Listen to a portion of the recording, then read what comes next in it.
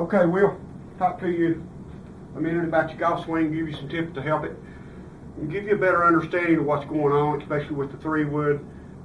The swing is consistent through the bag. You're not changing your swing when you get to the 3-wood, and it's not necessarily the shaft in the 3-wood that's causing the draw. The face of the 3-wood is actually convex. It has something called bulge and roll. It's curvature from heel to toe and from top to bottom. It's in there, it's called gear effect. It's in there designed to correct off-center hits to make them draw back to the target or cut back to the target. It also exaggerates any flaws that you have in your swing. So if you're putting a little bit of a draw on it and you hit it on the toe a little, you're going to put a whole lot of draw on it because of the gear effect.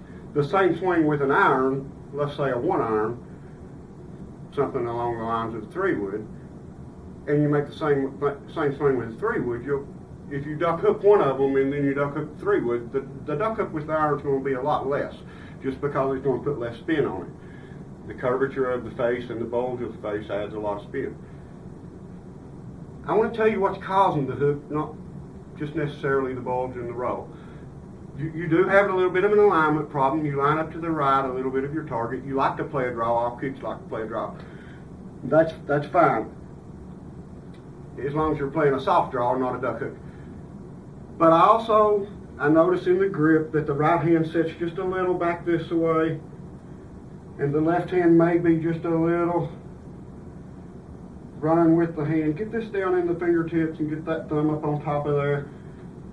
And get this right hand facing to where when we open the hands, they'll be straight, pointing the same direction.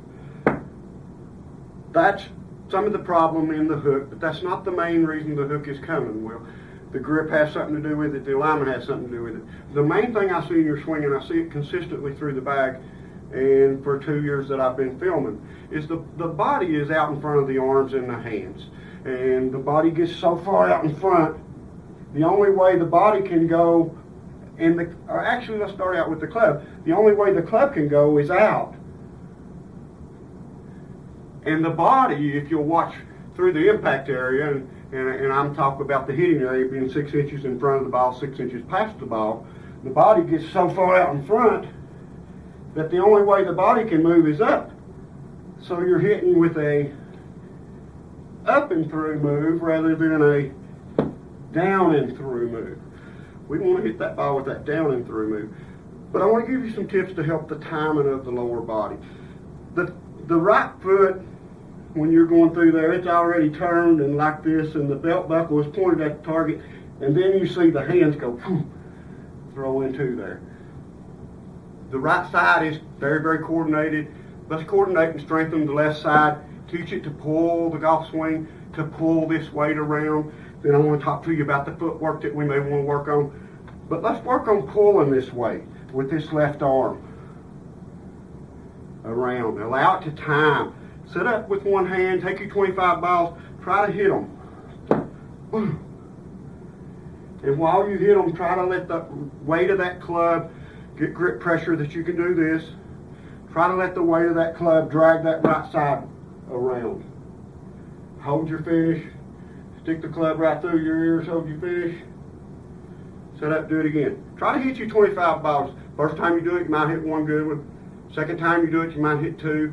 Third time, maybe 3. My point is, you're going to increase the coordination. You're going to increase the strength in the left side. This in turn is going to increase the speed in the left hand, left side. It's going to help it stay in front a little longer. Right now, you'll notice on the clips that I sent you, right in the hitting area, you see the left hand and left arm, it kind of stalls out. And you see, boom, the right hand go right on through really fast. This right hand is dominating your golf swing greatly, and the body's a little out of time. Work on the left hand, take it back, hit it, hold it, allowing the weight of the club to move the right side around. Now, let me talk about the weight distribution and where it should be as we're swinging. And you can notice this on tour players.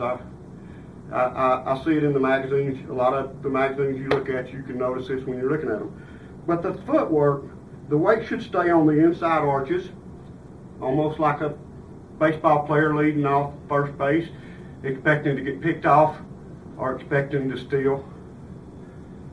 As we swing though, this weight needs to move this way, the footwork. And you'll notice your good players, that's what you'll see. The footwork goes this way more than this way. This is a spinning and this is a transfer of the weight. Work on our footwork. Let's get the footwork going. Get the weight on the inside arches. As we swing back, let's keep, this is our foundation on our back swing. Keep it nice and solid with some flex. But when we start our downswing, let the legs slide forward. We work on the one-handed thing. It's going to help that left side continue to move. It's going to help that left side know what it feels like to move that golf club. When I was a kid, we only had rear-wheel drive cars. In the 70s, along comes the gas shortage. So they started making front-wheel drive cars. Scientifically, they figured out it was easier to pull the weight than it was to push it. The golf swing's a lot like that, Will. If you can coordinate this left side and help it to help the right side out and continue to move through the hitting area, you'll get much better contact. Notice the slow motion ones, you can really see this. Your good ball strikers throughout history has learned to make contact with the shaft leaning forward. Shorter the club, more forward the shaft leaning. This is how you compress the golf ball, with a forward leaning shaft. A shaft that makes contact straight up and down, and then you throw the 4 inches of shaft flex in, you can't see unless you've got a good camera, and you get a ball that rolls up the face. Notice more in the shorter irons because they've got so much loft already. But it happens through the bag. If you make contact with the shaft down straight up and down, and then you throw the shaft flex in, you turn your 8 irons into wedges. Inconsistent distances in your shorter irons. Another good tip that'll help you, set up to it, your address position, take that golf club and just roll the weight to the inside of this foot and down on that foot. Do this right here. Get in this position. Once you get in this position, take that golf club and that right wrist and right hand and flip it, boom, right at the target. This is going to help the body know where it should be at impact.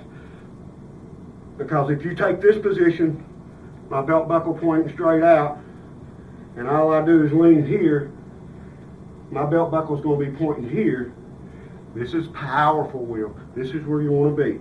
Set up here, lean forward, take this and go, boom, throw it at the target.